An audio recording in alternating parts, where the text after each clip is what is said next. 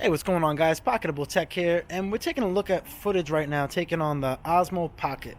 Now, this is not a new device. This actually came out back in 2018 around the holiday time. So a couple of takeaways from this unit. One is 4K at 60 frames per second and 1080p at 120 frames per second, which is really ideal if you're trying to slow down the footage and do some slow motion stuff with it. There is a display in it, so when you're doing in selfie mode like I am now, I can see that I'm in frame, which is cool. Before I go any further, I just want you guys to know that this is actually the first video I'm doing with this. This is actually the first time really filming with it, so I have not seen myself yet what the video quality looks like. So definitely in the comments below, let me know what you think of the video quality and also what you think of the audio. Right now I'm using the onboard mic.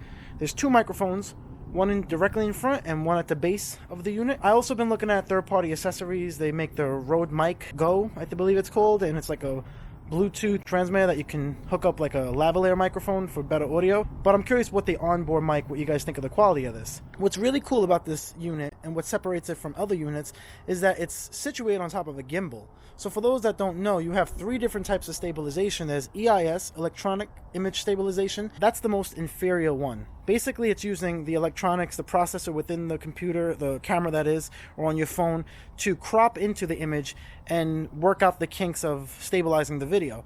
Now, what's cool is, within the past couple years, that type of technology has gotten amazing. So you see it in like the new iPhone and things like the GoPro. They've really worked it out where you can't even tell the difference between sometimes EIS and what I'm about to say. Then there's also OIS, which is optical image stabilization. And more or less, when you think about that, think about it as like the lens is floating inside the camera, so it can compensate for movement. Then you have something like we see here, which is hardware stabilized, and it's a gimbal. Now, this is supposedly the best type of stabilization you can get, for the simple fact that this is what most movie companies use when you're filming shows, big production type things, obviously on a much bigger scale. What's really cool about this, and you're going to see with some of the samples I show you, you can have an unsteady hand, and for instance, this is going to keep your video looking very smooth. There's also ways to pan the camera in here from up and down, side to side. There's a lot of accessories you can buy for this unit as well, which I'm planning on getting a couple of them. So a couple cool things about this camera. One, as of right now, when you have it in this mode, it actually is tracking my face. So I can go from side to side, and the camera, I'm not actually moving my wrist, the camera will follow my face. Now, it's not face detection per se.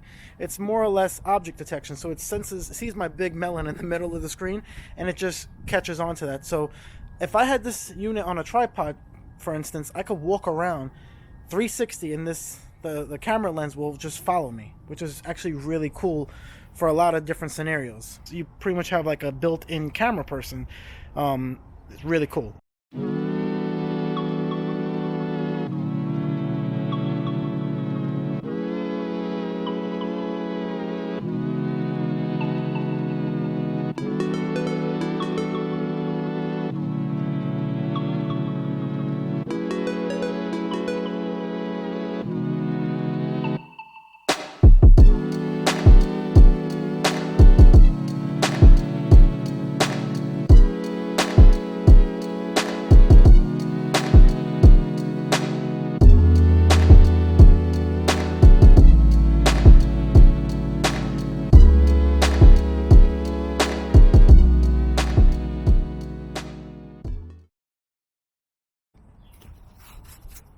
Hey, what's going on, guys? Pocketable Tech here, and right now we're filming this on the Osmo Pocket 3. I keep saying Osmo Pocket 3, I don't know why. It's the first edition.